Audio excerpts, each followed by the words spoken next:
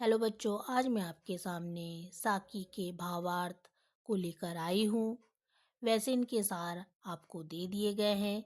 ये भावार्थ है और नेक्स्ट वीडियो में आप इसके प्रश्नोत्तर पा लेंगे। चलिए पढ़ते हैं। ऐसी वाणी बोलिए मन का आपा खोए, अपना तन शीतल करे और अन को सुख होए। वाणी यानी बोली, आपा यानी अहंकार, खोए यानी त्याग करना, शीतल यानी ठंडा अच्छा, और अन यानी दूसरों को, होए मतलब होने।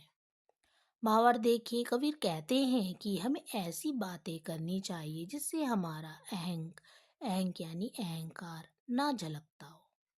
इससे हमारा मन शांत रहेगा और सुनने वाले को भी सुख और शांति प्राप्त होगी। यानी आप किसी से अगर बातचीत करते हैं तो बहुत ही नरम भाव से मीठी बोली बोलकर बात करिए, आप जनाब करके बात करिए। ऐसा करने से सामने वाले को तो अच्छा लगेगा ही, साथ ही आपको भी अच्छा लगेगा। और जब सामने वाला आपसे बात भी वैसे ही करेंगे जिस तरह से आपने उसे कहा है। तो बातचीत करने का ढंग ऐसा ही होना चाहिए। चलिए नेक्स्ट साखी की ओर बढ़ते हैं। नेक्स्ट साखी देखिए, कस्तूरी कुंडली बसे मृग ढूंढे वन माही, ऐसे घटी घटी राम है दुनिया देखे नाई। तो कस्तूरी यानी मृग को कहा गया है। कुंडली यानी नाभि, मृग यानी हिरन, घटी घटी यानी कनकन। तो भावार्थ क्या है यहाँ पर?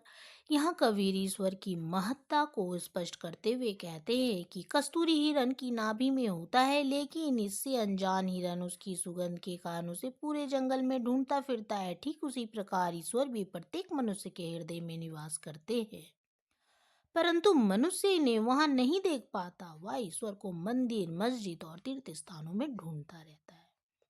ये कबीर की भावना है।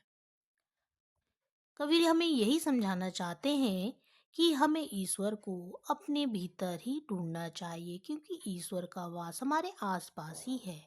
उसे ढूंढने के लिए दूर दूर जाने की आवश्यकता नहीं है। चलिए नेक्स्ट साखी की ओर बढ़ते हैं। तीसरी साखी देखिए, जब मैं था तब हरि नहीं, अब हरि है मैं नहीं। सब अंधियारा मीट गया जब दीपक देखा माई। यानी मैं यानी अहंकार के लिए आया है, हरि परमेश्वर यानी ईश्वर को कहा गया है, अंधियारा यानी अंधकार। भावार्थ क्या है? यहाँ कबीर कह रहे हैं कि जब तक मनुष्य के मन में अहंकार होता है तब तक उसे ईश्वर की प्राप्ति नहीं होती। जब उसके अंदर का अहंकार मिट जाता है तब ईश्वर की प्राप्ति होती है।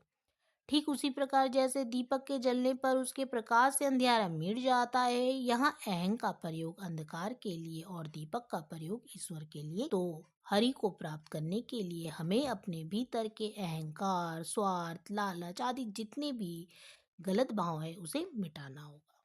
चलिए नेक्स्ट साखी की ओर बढ़ते हैं। सुखिया सब संसार है, खाए अरु सोवे, दुखिया दास कबीर है, जागे अरु रोवे। सुखिया यानी सुखी, सोवे यानी सोए हुए, दुखिया यानी दुखी, रोवे यानी रोए है।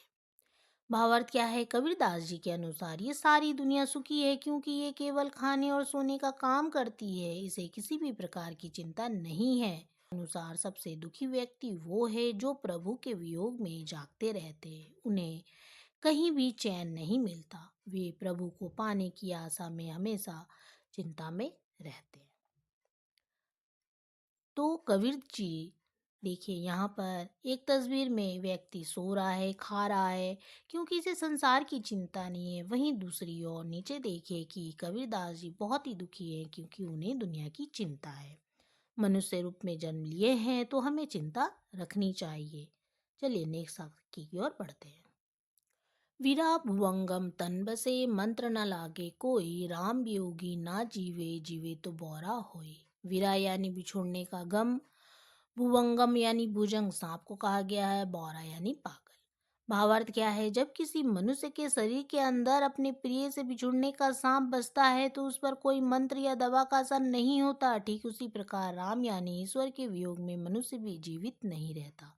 अगर जीवित रह भी जाता है तो उसकी स्थिति पागलों जैसी हो जाती है। यानी किसी भी प्रिय व्यक्ति के बिछुड़ने से आदमी क्या हो जाता है, उस पर उसके लिए हमेशा गम में बैठा रहता है। कोई भी दवा उस पर अपना जादू नहीं दिखा सकती।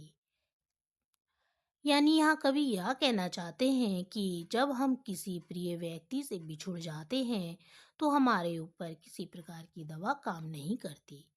ठीक उसी प्रकार जैसे कि व्यक्ति अगर ईश्वर से बिछुड़ जाता है, हालांकि वो अगर ईश्वर को प्राप्त कर लिया है, ईश्वर से अगर वो बिछुड़ रहा है, तो उसकी स्थिति पागलों जैसी हो जाएगी, क्योंकि वो सांसारिक व्यक्ति नहीं रह जाएगा। चलिए नेक्स्ट साखी की ओर बढ़ते हैं।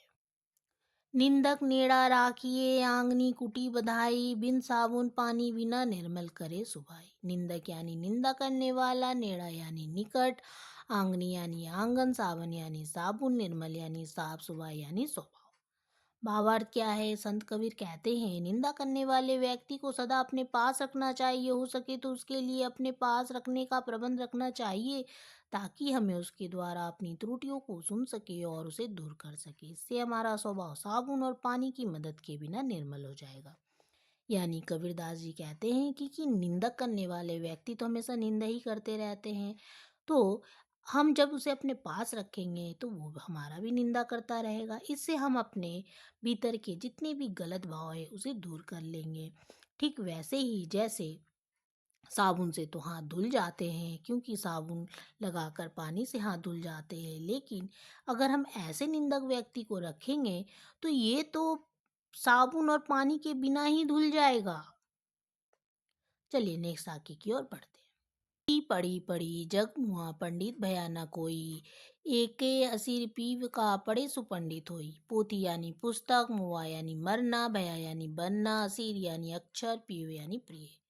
भावार्थ क्या है? कबीर कहते हैं कि संसार में मोटी मोटी पुस्तकें पढ़ पढ़ कर कई मनुष्य मर गए, परंतु कोई भी पंडित न बन पाया।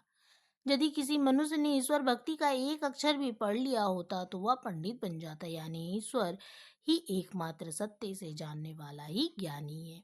केवल पोथी पढ़ने से ही व्यक्ति विद्वान नहीं बन जाता।